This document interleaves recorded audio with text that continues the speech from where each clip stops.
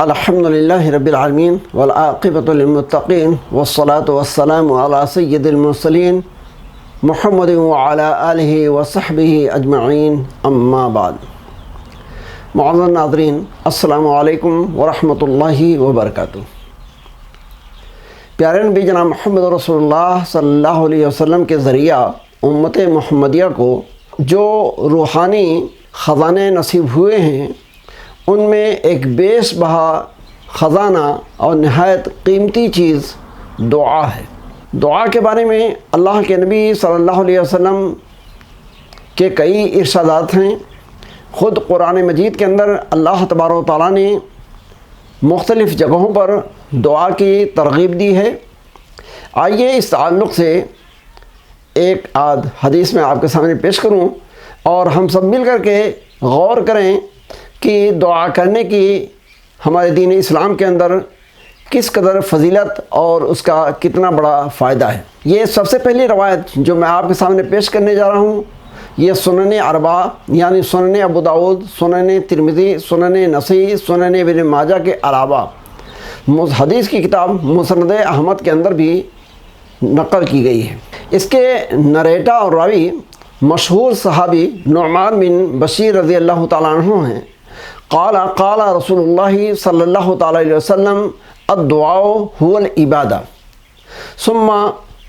قرأ رسول اللہ صلی اللہ علیہ وسلم وقال ربکم ادعونی استجب لکم ان الذین یستکبرون عن عبادتی سیدخلون جہنم داخرین۔ نعمان بن بشیر رضی اللہ تعالیٰ عنہ کہتے ہیں کہ اللہ کے نبی صلی اللہ علیہ وسلم نے فرمایا کہ دعا عین عبادت ہے، دعا اصل عبادت ہے۔ پھر اللہ کے نبی صلی اللہ علیہ وسلم نے سند اور دلیل کے طور پر اللہ کا کلام تلاوت فرمایا، وقال ربکم ادعونی استجب لکم، اور اے لوگو تمہارے پروردگار نے یہ بات فرمائی ہے کہ اے میرے بندو مجھ سے دعا کرو، میں تمہاری دعا کو قبول کروں گا۔ ان الذین یستکبرون عن عبادتی سیدخلون جہنم داخرین، اور یقیناً جو لوگ تکبر کے طور پر، متکبرانہ طریقے پر میری عبادت سے روگردانی کرتے ہیں، ان قریب وہ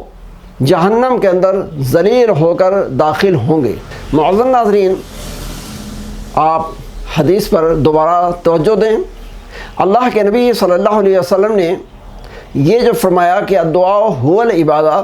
کہ دعا عین عبادت ہے، اصل عبادت ہے، اس میں ایک چیز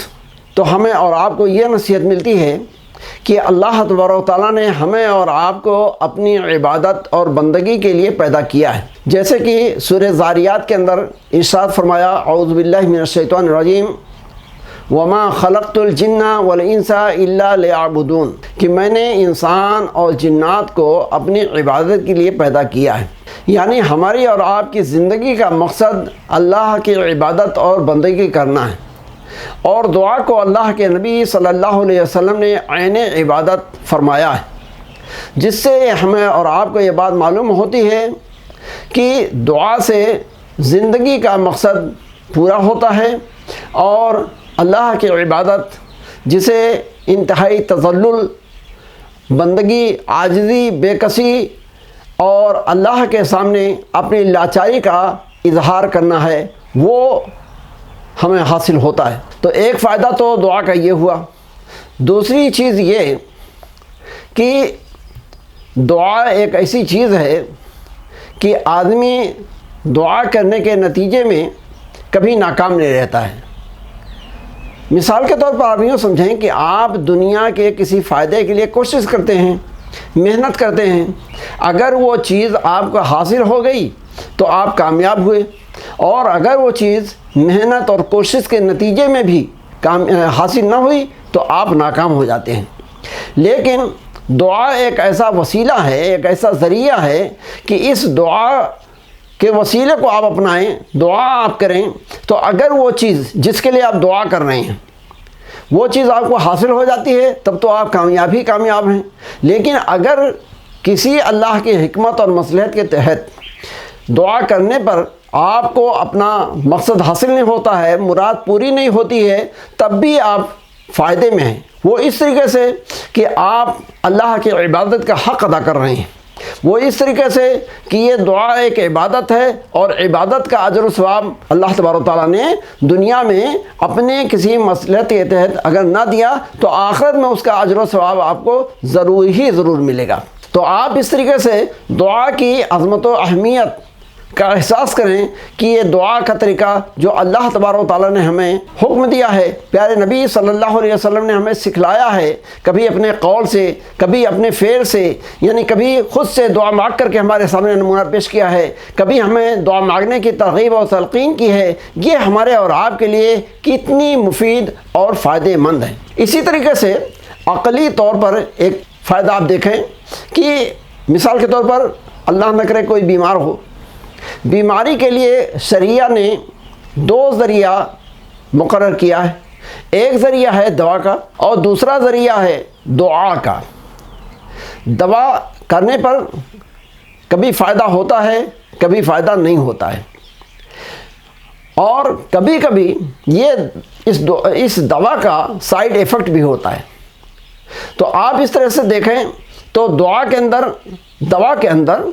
نفع بھی ہے، نقصان بھی ہو سکتا ہے، لیکن دعا ایک ایسا ذریعہ ہے کہ اس دعا کرنے سے ایک تو زیادہ سے زیادہ امید ہے کہ آپ کا اپنا مقصد پورا ہو جائے گا، اگر مقصد نہ بھی پورا ہوا تو اس کا کوئی سائیڈ ایفیکٹ نہیں ہے۔ دوسری چیز یہ ہے کہ ایک عبادت ہونے کے ناطے اللہ تعالیٰ اس کا اجر و ثواب آپ کو ضرور ہی عطا کرے گا۔ اسی طریقے سے دعا کی عظمت و اہمیت سمجھنے کے لیے آئیے ایک اور حدیث جو سنن ترمذی کے اندر اور سنن ابن ماجہ کے اندر حضرت ابو ہریرہ رضی اللہ تعالیٰ عنہ سے مروی ہے، وہ بھی سن لیں۔ حضرت ابو ہریرہ رضی اللہ تعالیٰ عنہ فرماتے ہیں قال رسول اللہ صلی اللہ علیہ وسلم لیس شیء اکرم علی اللہ من الدعاء، کہ اے میری امت کے لوگوں، اللہ کے بندوں اور بندیوں، اللہ تبارک و تعالیٰ کے نزدیک جو سب سے زیادہ قابل قدر چیز ہے، جس کی اللہ تبارک و تعالیٰ کے ہاں زیادہ قیمت ہے، وہ دعا ہے۔ دعا سے بڑھ کر کے کوئی چیز اللہ کے نزدیک زیادہ قیمتی اور زیادہ قابل قدر نہیں ہے۔ تو اس لیے ہمیں اور آپ کو چاہیے کہ ہم اور آپ شریعت کے دائرے میں رہ کر اور سنت کے طریقے پر زیادہ سے زیادہ دعا کرنے کی کوشش کریں، چاہے وہ ہمارے کوئی مقصد حاصل کرنے کی بات ہو یا اللہ نہ کرے کسی پریشانی اور مصیبت و بلا سے نجات حاصل کرنے کی بات ہو۔ ہر حال میں ہمیں اللہ تبارک و تعالیٰ سے دعا کرنا چاہیے۔ اس دعا کا فائدہ اللہ تبارک و تعالیٰ دنیا میں بھی عطا کرتا ہے، اور اگر کسی مصلحت کے تحت دنیا میں اس کا فائدہ نہ حاصل ہوا تو آخرت میں اس کا اجر و ثواب بہرحال ہمیں اور آپ کو انشاءاللہ مل کر رہے گا۔ میں